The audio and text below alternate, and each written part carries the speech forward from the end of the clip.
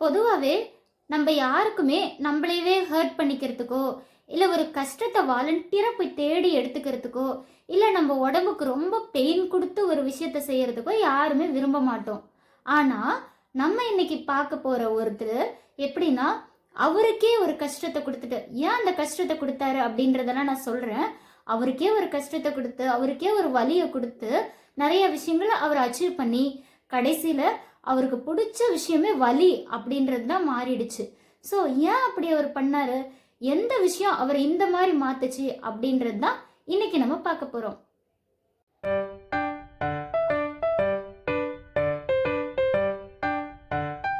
Hi, கனவுகள் மெய்ப்படும் viewers எல்லாருக்கும் வணக்கம். எல்லாரும் எப்படி இருக்கீங்க? நல்லா இருக்கீங்களா? ஓகேங்க. இந்த வாரம் நான் ரிவ்யூ பண்ண போற புக்கோட name can't hurt me, written by David Goggins. So first இவரை பற்றி பார்த்துடலாங்க. இவர் பிறந்தது ஒரு ரிச் ஃபேமிலி தான். அப்பா ஒரு பிஸ்னஸ்மேன், அம்மா அப்புறம் இவங்களோட அண்ணா ஒருத்தர் இருந்தாங்க. ஸோ இவங்க நியூயார்க்கில் கொஞ்சம் ரிச்சான ஃபேமிலி, நைட் கிளப்லாம் வச்சு நடத்திட்டு வந்தாங்க. ஆனால் என்னதான் ரொம்ப பிஸ்னஸ் மேனோட பையன் அப்படின்னா கூட இவருக்கு நிறைய ஃப்ரீடம் கிடைக்கலங்க. எப்படின்னா இவர் நைட்டு 1 o'clock வரைக்கும் அந்த பிஸ்னஸ் நைட் கிளப்பில் ஒர்க் பண்ணிட்டு இருக்கணும். அந்த 1 o'clock முடிஞ்சதுக்கப்புறம் அவங்களும் அவங்க அம்மாவும் சேர்ந்து அதை நீட் பண்ணி வைக்கணும். ஆனால் அந்த நீட் பண்ணுற சமயத்தில் அவங்க அப்பா அவர் கண்ணு முன்னாடியே உட்காந்து குடிச்சிட்டு இருப்பாரு. அதுக்கப்புறம் பார்த்தீங்கன்னா 1 o'clock அப்புறம் வீட்டில் தூங்கலாம் அப்படின்னு பார்த்தா குடிச்சிட்டு அவங்க அப்பா அவங்களையும் அவங்க அண்ணாவையும் போட்டு நல்லா அடின்னு அடிச்சிருவாங்க. சில சமயம் வலி தாங்க முடியாமல் மருந்து வாங்கி போடலாம் அப்படின்னு நினச்சா கூட மருந்தும் வாங்க முடியாது. அப்போது இவர் என்ன பண்ணுவாராம், அவங்க அண்ணாவை நல்லா அடிக்க சொல்லி அந்த வலியே இல்லாத அளவுக்கு, நமக்கு மறுத்து போயிடும்ல அந்த அளவுக்கு இல்லாத அளவுக்கு பார்த்துக்குவாங்களாம். அது எப்படின்னா ஒரு இருட்டு ரூம்குள்ளே அவங்க அப்பா அவங்க 2 பேரையும் படுக்க வச்சுருவாங்களாம். படுக்க வச்சுட்டு இவர் வெளியே போயிட்டு நல்லா ட்ரிங்க்ஸ்லாம் அடிச்சுட்டு அதுக்கப்புறம் திரும்ப வீட்டுக்குள்ளே எப்போ அடிக்கிறாருன்னே தெரியாதான், அவ்வளோ பெயினாக இருக்குமா. ஒரு கட்டத்தில் இவங்க இந்த லைஃப் வேணாம் அப்படின்னு சொல்லிட்டு வெளியே போயிடுறாங்க. இவங்களும் அவங்க அம்மாவும் அங்கே போயிட்டு இன்னொரு இடத்துல தங்குறாங்க. அங்கே பார்த்தீங்கன்னா இத்தனை நாள் அவங்க ஒரு கருப்பினம் அப்படின்னு தெரியாமல் இருந்தது. ஆனால் இவங்க புதுசாக ஒரு இடத்துல போய் செட்டில் ஆனாங்க இல்லையா, அந்த இடத்துல இனி ஒரு கருப்பினம் அப்படின்னு சொல்லிட்டு பயங்கரமாக டார்ச்சர் பண்ணாங்க. இவருக்கு ஸ்கூலில் போனாலும் படிக்க முடியாது, தூக்கமாக வரும். அதுக்கப்புறம் பார்த்தீங்கன்னா வீட்டுக்கு வந்தாலும் கருப்பு அப்படின்னு சொல்லி எல்லாருமே ரொம்ப இன்சல்ட் பண்ணுவாங்க. அவங்க கேர்ள் ஃப்ரெண்டோட அப்பா எல்லாருமே சேர்ந்து இப்படி பண்ணவும் அவருக்கு ஒரு மாதிரி மனசே கஷ்டமாயிட்டு ஒரு மாதிரி ரகட் பாயாக மாற ஆரம்பிக்கிறாரு. என்னன்னா எல்லார்த்தையும் போட்டு அடிக்கிறது இந்த மாதிரிலாம் பண்ண ஆரம்பிக்கிறாரு. அதுக்கப்புறம் பார்த்தீங்கன்னா அவர் லைஃப் ஒரு கட்டத்தில் அவரால் சரியாக படிக்கவும் முடியல. இப்படிலாம் பண்ண ஒரு மென்டல்னே கன்சிடர் பண்ணி மென்டல் ஹாஸ்பிட்டலெல்லாம் சேர்த்து விடுறாங்க. இவ்வளோ கஷ்டத்தையும் பார்த்த ஒரு சின்ன பையன், இதெல்லாம் எப்போ ஒரு 7 yearsக்கு மேலே. ஸோ இவர் அதுக்கப்புறம் தான் யோசிக்கிறாரு, ஓகே நமக்கு வலி ஒன்றும் புதுசு இல்லை, நிறையா வலிகளை தாங்கி நம்ம நிறைய விஷயத்த பண்ணணும் அப்படின்னு யோசிக்கிறாரு. ஃபர்ஸ்ட்டு என்ன பண்ணுறாரு அப்படின்னு பார்த்தீங்கன்னா இவருக்கு ஏர்ஃபோர்ஸ்னால் ரொம்ப பிடிக்கும்னு சொல்லிட்டு ஏர்ஃபோர்ஸில் போய் பார்க்குறாரு. அதுக்கப்புறம் அதுலேருந்து கொஞ்ச நாளில் வெளியே வந்துடுறாரு. அதுவும் அந்த ரெஸ்ட் ரூம் எல்லாம் க்ளீன் பண்ணுற வேலை தான்.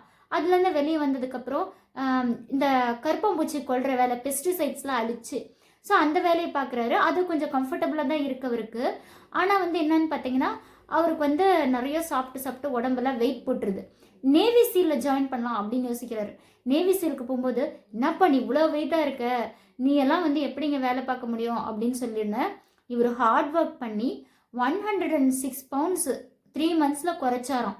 அதுக்கப்புறம் பயங்கரமாக ட்ரைனிங் எடுத்தாராம். அது எப்படின்னு பார்த்தீங்கன்னா 17 hours 4030 புல்லப்ஸ் எடுக்கிறது, அப்புறமேட்டு இந்த பேட் வாட்டரில் 3 times ட்ரைனிங் எடுக்கிறது, இந்த மாதிரி பெரிய பெரிய விஷயம்லாம் செஞ்சு அச்சீவ் பண்ணியிருக்காரு.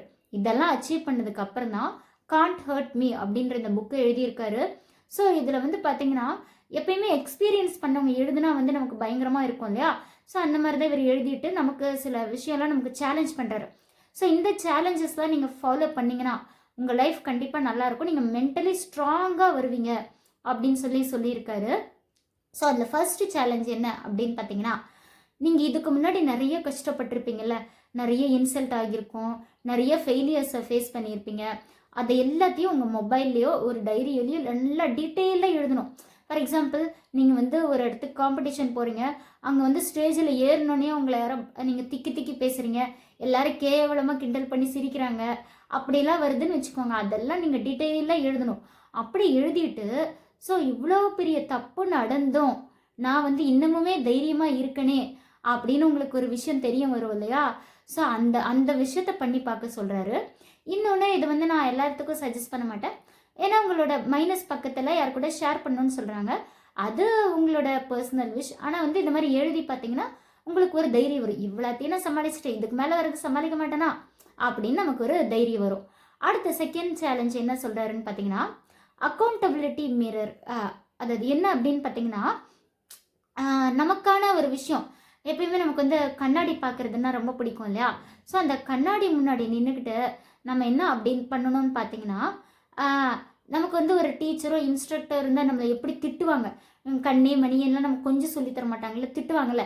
அந்த மாதிரி நமக்கு நாமளே திட்டிக்கணுமா. நீ பாரு, நீ என்ன வேலை செய்கிற, நீ இவ்வளோ பொறுப்பு இல்லாமல் இருந்திருக்க, அதனால தான் உனக்கு இவ்வளோ தப்பு அப்படின்னு சொல்லி நாமளே திட்டிக்கணுமா. அதுக்கப்புறம் பார்த்தீங்கன்னா நெக்ஸ்ட் என்னன்னா, நம்ம ஒருவேளை நிறைய சாதிச்சிட்டோம் அப்படின்னாலும் அதையும் நம்ம சொல்லிக்கணும், ஏய் சூப்பர்டா நீ சாதிச்சுக்கிட்ட அப்படின்னு சொல்லணுமா. இன்னொன்று, இந்த ஸ்டிக்கர் நோட்ஸ்னு ஒன்று இருக்கும் பாருங்களேன், அதை வந்து நம்ம கண்ணாடியில் எழுதி ஒட்டிட்டு நான் இது வரைக்கும் இந்தந்த கோல் பண்ணியிருக்கேன் அப்படின்னு எழுதலாம். இல்லை நீங்கள் கரண்ட்டாக என்ன கோல் பண்ண பிளான் பண்ணியிருக்கீங்களோ அது எழுதணும். அதை அச்சீவ் பண்ணி முடிச்சதுக்கப்புறம் அந்த ஸ்டிக்கரை எடுத்துகிட்டு வேற ஒரு கோல், இந்த மாதிரி மாற்றி மாற்றி பண்ணுறது தான் இந்த அக்கௌண்டபிலிட்டி மிரர் அப்படின்னு சொல்லி சொல்கிறது. அடுத்தது நெக்ஸ்ட்டு பார்த்தீங்கன்னா, கம்ஃபர்ட் ஜோனை விட்டு வெளியே வரணும்னு சொல்கிறாங்க. அடுத்த சேலஞ்சு, கம்ஃபர்ட் ஜோனை சாதாரணமாக இல்லை, எப்படின்னா உங்களுக்கு நல்ல விஷயம் ஆனால் செய்யவே பிடிக்காது அப்படின்னு ஒரு விஷயம் இருக்குது பாருங்கள். ஃபார் எக்ஸாம்பிள், காலையில் 5 மணிக்கு எந்திரிக்கணும்னா நம்ம மைண்ட் எந்திரிக்கணுமா அப்படின்னு தோணும்ல. ஸோ அந்த மாதிரி நமக்கு முடியுமா, வேணுமா, பண்ணணுமா அப்படின்னு தோணும்ல. அந்த விஷயத்தை நீங்கள் பண்ணி பண்ணி பண்ணி பண்ணி உங்கள் மைண்டுக்கு வந்து நீங்கள் ப்ராக்டிஸ் கொடுத்துட்டே இருந்தீங்கன்னா நீங்கள் இந்த கம்ஃபர்டபுள் ஜோன்லேருந்து வெளியே வந்துடுவீங்க அப்படின்னு சொல்கிறார். இந்த ரைட்டர் டேவிட் காகின்ஸ் அப்படி தான் பண்ணுவார். ஃபஸ்ட்டு ஓடணும் போது 1 மைல் ஓடினாராம், அதுக்கப்புறம் 2 மைல், அதுக்கப்புறம் இப்படி இந்த மாதிரி கிராஜுவலாக இன்க்ரீஸ் பண்ணி பண்ணி பண்ணி பண்ணி தான் நிறைய விஷயத்த பண்ணார். அடுத்தது 40% ரூல் அப்படின்னு ஒன்று சொல்கிறாங்கங்க. அது என்ன 40% ரூல் அப்படின்னா, நம்ம நிறைய விஷயம் பண்ணுவோம், பண்ணிகிட்டே இருக்கும்போது நம்ம பிரெயின் சொல்லும், மனசும் சொல்லும், போதும் இதுக்கு மேலே என்னால் முடியாது, பாடி பெயினாக இருக்குது அப்படின்னு சொல்லல.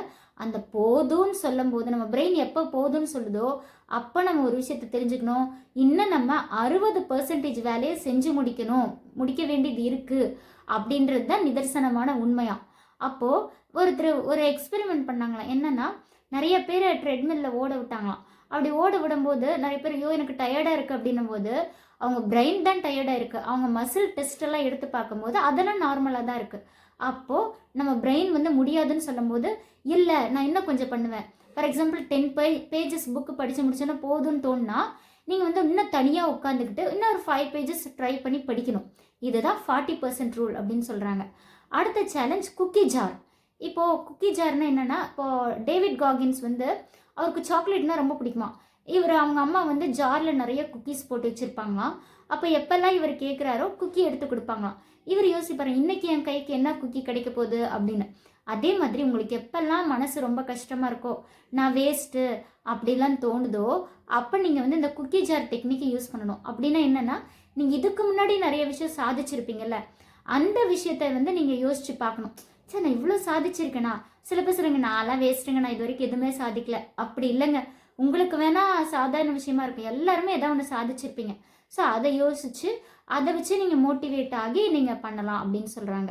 அடுத்தது விஷுவலைசேஷன்னா எல்லாரும் சொல்லுவாங்க இந்த லா ஆஃப் அட்ராக்ஷன், அந்த மாதிரி ஒரு சொல்ல. ஃபார் எக்ஸாம்பிள், நான் வந்து ஃபஸ்ட் ரேங்க் வாங்கிட்டேன், சந்தோஷமாக இருக்கிறேன் அப்படின்ற மாதிரி விஷுவலைஸ் பண்ணணுன்றது நார்மலாக சொல்கிறது. இவர் சொல்கிற விஷுவலைசேஷன் எப்படி அப்படின்னு பார்த்தீங்கன்னா, இப்போ வந்து நீங்கள் ஃபஸ்ட் ரேங்க் வாங்கணும் அப்படின்னு ஆசைப்படுறீங்க அப்படின்னா அதில் என்னென்னலாம் கஷ்டம் வரும். இப்போ வந்து நான் வந்து எல்லாரும் 5 மணி நேரம் படிக்கிறாங்கன்னா நான் 8 மணி நேரம் படிக்கணும். அப்புறமேட்டு நான் நிறைய டிவி பார்க்குறத சாக்ரிஃபைஸ் பண்ணணும். இந்த மாதிரி நிறைய விஷயத்த பண்ண வேண்டியது இருக்கும்ல, டிஃபிகல்ட்டிஸ். அதேமாதிரி ஸ்டேஜில் நின்று பேசணும்னு ஆசைப்பட்டீங்கன்னா, சப்போஸ் நான் மறந்துட்டேன்னா அது எப்படி சமாளிக்கிறது, இந்த மாதிரி அதில் வர டிஃபிகல்ட்டிஸை நீங்கள் விஷுவலைஸ் பண்ணினீங்கன்னா தான் நீங்கள் மென்டலி ப்ரிப்பேர் ஆவீங்க. இதுதான் விஷுவலைசேஷன் அப்படின்னு இவர் சொல்லியிருக்காரு. அடுத்தது நெக்ஸ்ட் என்ன அப்படின்னு பார்த்தீங்கன்னா, நமக்கான ஒரு ஸ்க்ரீன் உள்ளே போட்டிருப்போம். என்ன அப்படின்னு பார்த்தீங்கன்னா, என்னால் இவ்வளோ தான் முடியும். அப்புறம் நமக்குள்ளே ஒரு தாழ்வு மனப்பான்மை இருக்கும், நான்லாம் ஒல்லியாக இருக்கேன், நான்லாம் வந்து கருப்பாக இருக்கேன் அப்படின்னு நமக்குள்ளே ஒரு தாழ்வு மனப்பான்மை இருக்கும்ல, அதெல்லாம் எடுத்துட்டு நம்ம வந்து அந்த ஸ்க்ரீனை தூக்கி போட்டுட்டு நமக்கான இன்ஃபீரியாரிட்டி காம்ப்ளெக்ஸை எடுத்துடணும் அப்படின்னு சொல்லி சொல்கிறாரு. அடுத்து நெக்ஸ்ட்டு பிளானிங். இந்த பிளானிங்ன்ற விஷயத்தை வந்து எப்படி பண்ண சொல்கிறாருன்னா, ஃபர்ஸ்ட் ஸ்டெப் நீங்கள் டெய்லி என்னென்ன பண்ணுவீங்க, எவ்வளோ டைமுக்கு பண்ணுவீங்க. ஃபார் எக்ஸாம்பிள், நீங்கள் எவ்வளோ நேரம் ப்ரஷ் பண்ணுவீங்க, எவ்வளோ நேரம் குளிப்பீங்க, எவ்வளோ நேரம் வந்து ட்ரெஸ்ஸிங்க்கு செலவு பண்ணுவீங்க, எவ்வளோ நேரம் சாப்பிடுவீங்க, இப்படி A to Z ஒரு நாள் ஃபுல்லாக நீங்கள் என்னென்ன பண்ணுவீங்களோ எல்லாத்தையும் எழுதிக்கணும். அடுத்த செகண்ட் ஸ்டெப், இதில் நான் எதெல்லாம் டைம் வேஸ்ட் பண்ணுறேன் அப்படின்னு நீங்கள் சார்ட் அவுட் பண்ணி பார்க்கணும். அடுத்தது அதெல்லாம் மைனஸ் பண்ணிடுவீங்க. அடுத்ததான் தேர்ட் ஸ்டெப், நீங்கள் ஒரு பிளான் போடுவீங்க பார்த்தீங்களா, அதுதான் ரியல் ஷெட்யூல் அப்படின்னு சொல்லி சொல்கிறாங்க. அடுத்தது நெக்ஸ்ட் என்ன அப்படின்னு பார்த்தீங்கன்னா, நீங்கள் வந்து இது வந்து எல்லாருக்குமே செட் ஆகுமா அப்படின்னு தெரியல இந்த சேலஞ்சு. என்னென்னா, இப்போ நீங்கள் வந்து எல்லாத்த விட யூனிக்காக இருக்கணும் தான் எல்லாருமே ஆசைப்படுவோம், தனி நபராக. இப்போ வந்து நீங்கள் வந்து நல்லா சமைக்கிறீங்கன்னு வச்சுக்கோங்க. அப்போது நீங்கள் உங்கள் சுற்றி இருக்கவங்க எல்லாம் நல்லா சமைக்க தெரிஞ்சவங்கள தான் ஆட்டோமேட்டிக்காக சேருவீங்க. அதில் தனித்துவமான நபர்கள். அப்படி சேரும்போது அந்த தனித்துவமான நபர்களை விட நீங்கள் பெஸ்ட்டாக இருக்கணும். அதுக்கு மேலேன்னு போயிட்டே இருக்கணும்.